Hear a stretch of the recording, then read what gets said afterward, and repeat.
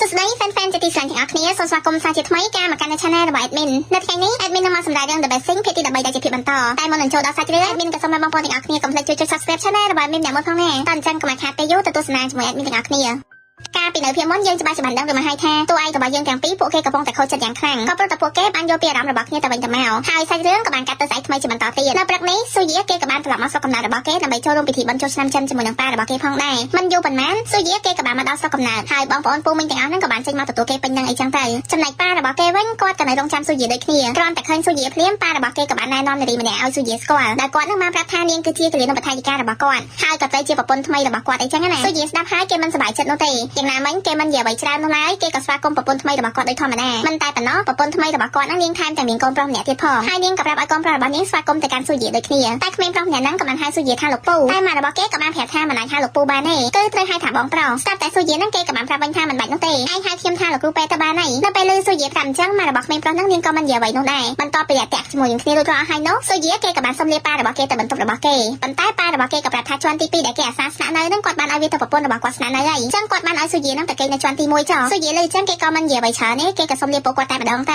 ៅសាច់រឿងក៏បានកាត់ទៅមើលនៅក្នុងក្រុមហ៊ុនរបស់ទូស័យយើងវិញនៅព្រឹកនេះលោកប្រធានគាត់បានចែកអាំងប៉ាដល់គ្រប់គ្នាទាំងអស់ហើយឃើញថាបុគ្គលិកគ្រប់គ្នាពិតជាសប្បាយចិត្តខ្លាំងមែនទែនមិនតែប៉ុណ្ណោះពួកគេទាំងអស់គ្នាក៏បាននាំគ្នាធ្វើគៀវដើម្បីអបអរចូលឆ្នាំចិនផងដែរបន្ទាប់ពីធ្វើរួចហើយគ្រប់គ្នាក៏បានថតរូបបង្ហោះជុំគ្នាដើម្បីទុកជាអនុស្សាវរីយ៍ក្រោយពីបញ្ចប់ការញ៉ាំអីជុំគ្នាជាមួយបុគ្គលិករួចហើយសៀងយ៉ានិងអ៊ីសិនពួកគេក៏បាននាំគ្នាត្រឡប់ទៅលេងស្រុកកំណើតហើយទូស័យរបស់យើងនាងក៏បានជូនដំណើរពួកគេផងដែរបន្ទាប់ពីលាគ្នារួចរាល់ហើយអ៊ីសិនក៏បានជូនសៀងយ៉ាទៅកាន់ព្រានយន្តហោះតែនាងក៏បានប្រាប់គេថាចាំនាងជិះតាក់ស៊ីទៅក៏បានដែរប៉ុន្តែអ៊ីសិនគេក៏ប្រាប់វិញថាថ្ងៃនេះជាថ្ងៃបុណ្យចូលឆ្នាំចិនចឹងគ្មានឡានតាក់ស៊ីគេរត់នោះទេនិយាយរួចអ៊ីសិនគេក៏បានយកអីវ៉ាន់របស់សៀងយ៉ាដើរទៅឡើងឡានតែម្ដងទៅត្រឡប់ទៅមើលខាងផ្ទះរបស់ស៊ូយាវិញពេលនេះគ្រប់គ្នាទាំងអស់ហ្នឹងកំពុងតែញ៉ាំបាយជុំគ្នាយ៉ាងសប្បាយរីករាយដើម្បីអបអរសាទរបុណ្យចូលឆ្នាំចិនហើយប៉ារបស់ស៊ូយាគាត់ក៏កំពុងតែទទួលភ្ញៀវយ៉ាងសប្បាយចិត្តគ្រានឹងដែរប្រពន្ធថ្មីរបស់គាត់នាងក៏បានយកអាហារចេញមកទទួលភ្ញៀវហើយប៉ារបស់ស៊ូយាគាត់ក៏បានយកចិត្តទុកដាក់នឹងជួយនាងយ៉ាងខ្លាំងជាហេតុធ្វើឲ្យស៊ូយាគេក៏បាននឹកស្មារតីអតីតកាលរបស់គេគឺការដែលគេនៅតូចគេបានឃើញម៉ាក់របស់គេនិងប៉ារបស់គេនឹងអត់សូវយកចិត្តទុកដាក់លើគ្នានោះឡើយជាពិសេសនោះគឺនៅថ្ងៃបុណ្យចូលឆ្នាំចិននឹងតែម្ដងគឺម៉ាក់របស់គេនឹងគាត់បានធ្វើកពុកស៊ុបមួយចានជាហេតុធ្វើឲ្យគ្រប់គ្នាក៏បានបន្តគាត់យ៉ាងខ្លាំងមិនតែប៉ុណ្ណោះបងប្អូនទាំងអស់ហ្នឹងក៏បានស្ដីបន្ទោសប៉ារបស់ស៊ូយាផងដែរដែលមានប្រពន្ធអត់ចេះប្រុងប្រយ័ត្នអីចឹងណាតែប៉ារបស់ស៊ូយាក៏យកចិត្តទុកដាក់ឬក៏មកមើលប្រពន្ធរបស់គាត់នោះទេហើយប្រពន្ធរបស់គាត់ក៏បានប្រមូលចានយកទៅទុកតែម្ដងទៅទង្វើនិងសកម្មភាពទាំងអស់ធ្វើឲ្យស៊ូយាចងចាំមិនភ្លេចទេលោកពេលស៊ូយាឃើញប៉ារបស់គេយកចិត្តទុកដាក់លើប្រពន្ធថ្មីបែបនេះកាន់តែធ្វើឲ្យគេខឹងយ៉ាងខ្លាំងព្រោះតាំងពីដើមមកប៉ារបស់គេនឹងអត់ដែលយកចិត្តទុកដាក់លើម៉ាក់របស់គេសោះតែបែរជាគាត់នឹងទៅយកចិត្តទុកដាក់លើប្រពន្ធថ្មីរបស់គាត់ទៅវិញសាច់រឿងក៏បានកាត់ត្រឡប់ទៅមើលខាងទូស័យរបស់យើងវិញម្ដងនៅយប់នេះនាងនិងក្រុមគ្រួសាររបស់នាងក៏បានញ៉ាំបាយយ៉ាងសប្បាយរីករាយហើយក៏និយាយគ្នាលេងពីនេះពីនោះអីចឹងណាបន្ទាប់ពីញ៉ាំរួចហើយគ្រប់គ្នាក៏បានអង្គុយមើលទូរទស្សន៍តែគ្រានឹងដែរយ៉ាងហឹងគេក៏បានឆាត់មកទូស័យរបស់យើងថែមទាំងជូនពរឆ្នាំថ្មីដល់នាងទៀតផងជាហេតុធ្វើឲ្យទូស័យរបស់យើងនាងពិតជាភ្ញាក់ផ្អើលយ៉ាងខ្លាំងនាងមិនតបឆាតរបស់យ៉ាងហឹងទេ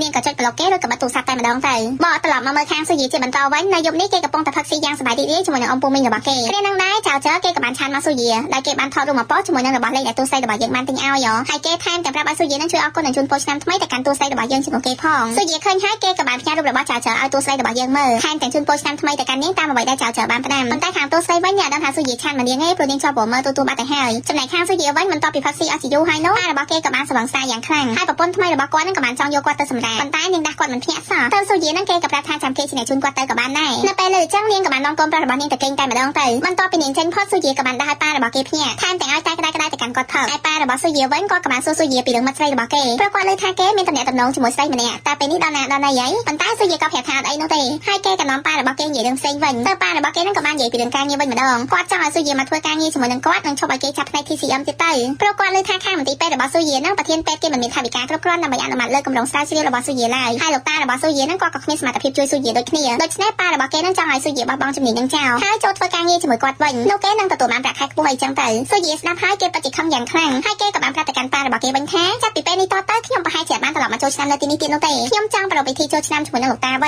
ញប៉ារបស់គេលើចឹងគាត់ក៏បានសើចនឹងនិយាយទៅកាន់ស៊ូយាវិញថាកូនប្រុសរបស់ខ្ញុំឥឡូវហ្នឹងគេធំដឹងក្តីហើយនិយាយរួចគាត់ក៏ដើរចេញតែម្ដងទៅនៅពេលប៉ារបស់គេចេញផុតស៊ូយាក៏បានយកទូរស័ព្ទមកមើលប៉ុន្តែទូរស័ព្ទរបស់យើងអ្នកអត់ទាន់តបឆាតរបស់គេទេជាហេតុធ្វើឲ្យស៊ូយាកាន់តែមានអារម្មណ៍ថាសែតយ៉ាងខ្លាំងបន្ទាប់មកស៊ូយាគេក៏បានចូលមកបន្ទប់របស់គេវិញថែមទាំងបានខលទៅលេងលោកតាទៀតផងចំណែកខាងលោកតាវិញគាត់ក៏បានសួរគេថាមិនកាយអត់នៅញ៉ាំអីជាមួយនឹងប៉ារបស់ឯងចឹងស៊ូយាក៏ប្រាប់ថាខ្ញុំនឹងលោកតាហ្នឹងហើយខ្ញុំទៅញ៉ាំអីហើយមិញទៅបានជាខលទៅលេងលោកតាតែម្ដងទៅហើយស៊ូយាគេក៏បានជូនពរឆ្នាំថ្មីទៅកាន់លោកតារបស់គេចំណែកខាងលោកតាវិញគាត់កំពុងតែញ៉ាំអីជុំគ្នាជាមួយនឹងកូនសិស្សរបស់គាត់ហើយឃើញថាគ្រប់គ្នានឹងក៏បានធ្វើម្ហូបជា ជាច្រើនដើម្បីញ៉ាំជាមួយនឹងលោកតាផងដែរបន្ទាប់ពីនិយាយគ្នាលេងបានមួយសន្ទុះលោកតាក៏សុំលាស៊ូយាតែម្ដងព្រោះគាត់ចាប់រវល់ទៅញ៉ាំអីជាមួយគ្រប់គ្នាហើយគាត់ថែមទាំងជូនពរថ្ងៃកំណើតរបស់ស៊ូយាទៀតផងព្រោះថ្ងៃនេះក៏ជាថ្ងៃកំណើតរបស់ស៊ូយាដូចគ្នាសាច់រឿងក៏បានកាត់ទៅមើលខាងទូស្ដីរបស់យើងវិញម្ដងបន្ទាប់ពីមើលទូរួចហើយនាងក៏បានយកទូរស័ព្ទមកមើលហើយក៏បានឃើញឆាតដែលស៊ូយាបានផ្ញើមកថែមទាំងឃើញរូបរបស់ចៅចើទៀតផងគ្រាន់តែឃើញរូបចៅចើភ្លាមទូស្ដីពិតជាសប្បាយចិត្តយ៉ាងខ្លាំងហើយនាងក៏បានមើលសារជូនពររបស់ស៊ូយាអីចឹងទៅបន្ទាប់ពីមើលសាររួចហើយនាងក៏បានឆាតទៅជូនពរស៊ូយាវិញគ្រាន់តែឃើញឆាតនឹងភ្លាមស៊ូយាគេមិនសប្បាយចិត្តនោះឡើយព្រោះនាងនឹងគេដូចជាស្និទ្ធស្នាលដូចមុនសោះលុះពេលដែលទូស្ដីរបស់យើងចូលក្នុងបន្ទប់វិញនាងក៏បាននឹកឃើញរឿងមួយហើយនាងក៏បានផ្ញើរូប sticker សត្វឆ្មាទៅកាន់ស៊ូយាទៀតផងជាហេតុធ្វើឲ្យស៊ូយាក៏បានញញឹមផងដែរស្ដាប់តែគ្រាហ្នឹងស៊ូយាគេក៏បានខំមកទូស្ដីរបស់យើងជាហេតុធ្វើឲ្យនាងពិតជាឆ្ងល់យ៉ាងខ្លាំងហើយនាងក៏បានសួរគេថាតើលោកមានការអីមែនទេមិនបានជាខំមកខ្ញុំភ្លាមអញ្ចឹងតើស៊ូយានឹងក៏ធ្វើជាសួរនាងថាតើនាងកំពុងតែធ្វើអីហ្នឹងទូស្ដីក៏បានប្រាប់ស៊ូយាតាមហ្នឹងមិនតែប៉ុណ្ណោះស៊ូយាគេក៏បានប្រាប់ទូស្ដីយើងថាពេលនេះគេកំពុងតែនៅស្រុកកំណើតទូស្ដីស្ដាប់ហើយនាងក៏មិននិយាយអ្វីនោះដែរតែនាងក៏បានប្រាប់ទៅកាន់ស៊ូយាវិញថា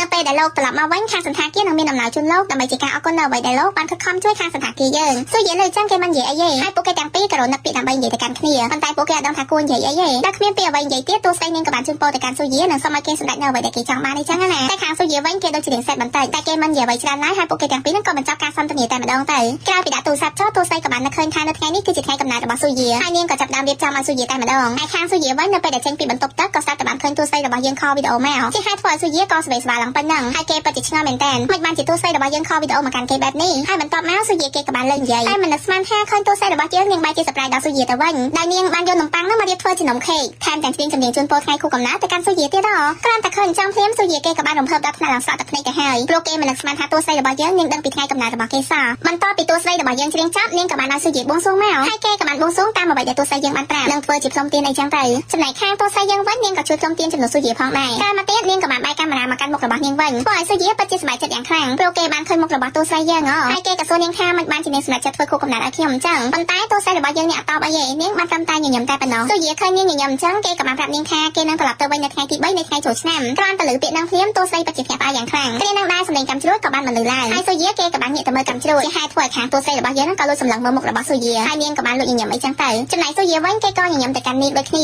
សាច់រឿងក៏បានកាត់ទៅស្អែកថ្មីជាបន្តទៀតនៅព្រឹកនេះស៊ូយាគេក៏បានរៀបចំឧបករណ៍ពេទ្យរបស់គេដើម្បីចេញទៅក្រៅពេលនឹងដែរប៉ារបស់គេនិងប្រពន្ធថ្មីរបស់គាត់ក៏បានចុះមកថែមទាំងសួរទៅកាន់ស៊ូយាថាតើគេចង់ទៅណាហ្នឹងតើស៊ូយាក៏ប្រាប់ថាខ្ញុំចង់ជិះមើលជុំវិញសង្កាត់ក្រែងមានអ្នកជំងឺត្រូវព្យាបាលនិយាយរួចគេក៏ទិញកង់ជិះចេញក្រៅតែម្ដងទៅក្រោយមកទៀតស៊ូយាគេក៏បានជិះមើលតាមផ្លូវជុំវិញភូមិហើយក៏មានអ្នកជំងឺខ្លះហ្នឹងបានហៅគេឲ្យមកពីនៅតាមផ្ទះបន្ទាប់ពីព្យាបាលរួចហើយស៊ូយាក៏បានត្រឡប់ទៅវិញស្រាប់តែគ្រានឹងដែរគេក៏បានឃើញអ្នកលក់កំពុងទៅលក់សណ្តែកក្រហមជាហេតុធ្វើឲ្យស៊ូយាគេក៏នឹកឃើញដល់រឿងមួយក្រោយមកទៀតគេក៏បានទិញសណ្តែកក្រហមនឹងមកថងយកមកដល់ផ្ទះពេលដែលមកដល់ផ្ទះភ្លាមគេក៏បានលាងសណ្តែកនឹងយ៉ាងស្អាតថែមទាំងយកវាទៅហាលឲ្យស្ងួតគ្រានឹងបងប្រុសចុងរបស់គេក៏បានលួចមើលតែពេលដែលឃើញស៊ូយាងាកមុខមកគេក៏រត់ចូលទៅក្នុងផ្ទះវិញហ្មងទៅលុះស្អែកបន្ទាប់សណ្តែករបស់ស៊ូយាវាក៏ចាប់ដើមស្ងួតហើយស៊ូយាគេក៏បានយកវាទៅច្រកនៅក្នុងកែវថ្មយ៉ាងមានអនាម័យទៀតផងហើយសណ្តែកក្រហមមួយហ្នឹងគឺគេធ្វើទុកសម្រាប់ទូស្ដីរបស់យើងនឹងឯងលុះស្អែកបន្ទាប់ស៊ូយាគេក៏បានរៀបចំអីវ៉ាន់របស់គេដើម្បីត្រឡប់ទៅទីក្រុងវិញបន្ទាប់ពីរៀបចំរួចហើយស៊ូយាបំរុងនឹងឆាកចេញប៉ុន្តែគេក៏បានងាកទៅឃើញបងប្រុសរបស់គេកំពុងតែលេងតែម្នាក់ឯងហើយគេក៏ចូលមកសួរនាំតែគេបានសួរថាមិនបានជាឯងញ៉ាំហ៊ានជួបខ្ញុំអញ្ចឹងតែឯងខ្លាចខ្ញុំមែនទេតើក្មេងប្រុសហ្នឹងក៏ប្រាប់ថាត្រូវហើយព្រោះអីម៉ែរបស់ខ្ញុំបានប្រាប់ខ្ញុំថាខ្ញុំគឺជាបន្ទុកមួយដែលគួរឲ្យរំខានខ្លាំងណាស់ដូច្នេះខ្ញុំមិនហ៊ានជួបលោកគ្រូពេទ្យទេស៊ូយាលើអញ្ចឹងគេក៏បានសើចហើយគេក៏បានជូនអាំងប៉ាវក្រហមមួយឲ្យទៅបងប្រុសរបស់គេនិងប្រាប់ឲ្យគេយកលុយហ្នឹងទៅទិញអ្វីដែលគេចង់បានចោលនិយាយរួចស៊ូយាគេក៏លាបងប្អូនរបស់គេតែម្ដងទៅលុះពេលតាក់ស៊ីមកដល់ប៉ារបស់ស៊ូយាគាត់ក៏បានជូនដំណើរស៊ូយានិងប្រាប់កុំឲ្យគេយកសម្ដីរបស់គាត់ដែលនិយាយថ្ងៃនោះយកមកទុកក្នុងចិត្តអីព្រោះយប់នោះគាត់ផឹកស្វឹងអីចឹងណាតែស៊ូយាក៏តបវិញថាមិនអីនោះទេព្រោះអីមនុស្សស្វឹងតែងតែនិយាយពាក្យប៉ារបស់គេលើអញ្ចឹងគាត់ក៏មិនហ៊ាននិយាយអ្វីនោះដែរហើយស៊ូយាគេក៏លាប៉ារបស់គេតែម្ដងទៅចំណែកពេលមិនយូរប៉ុន្មានស៊ូយាក៏បានមកដល់ទីក្រុងវិញហើយគេក៏បានឆាតទៅទូស្ដីរបស់យើងដែលប្រាប់ថាគេបានមកដល់ហើយអញ្ចឹងគេចង់ឲ្យនាងមកជួបគេបន្តិចព្រោះគេមានរបស់ឲ្យនាង